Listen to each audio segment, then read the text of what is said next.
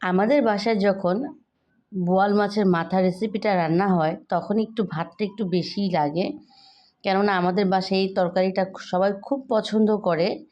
এর জন্য ভাতটা একটু আমার পরিমাণের তুলনায় একটু বেশি রান্না করতে হয়, না হলে দেখা যাবে ভাতেই পাবো না।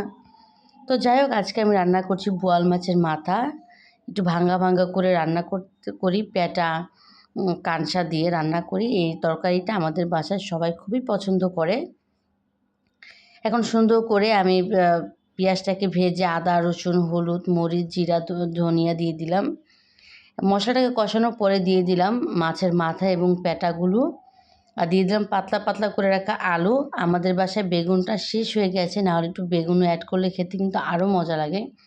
তোমাদের বাসায় যখন বেগুন থাকবে অবশ্যই বেগুন দিয়ে রান্না করবা, অল্প একটু বেগুন আর ঝালের জন্য কাঁচামরিচ। আমার কাছে প্যাটাটা খেতে ভালো লাগে কেন, অনেকটা দেখা যায় একটু শক্ত শক্ত থাকে, অনেকটা ভুড়ির মতো লাগে আমার কাছে।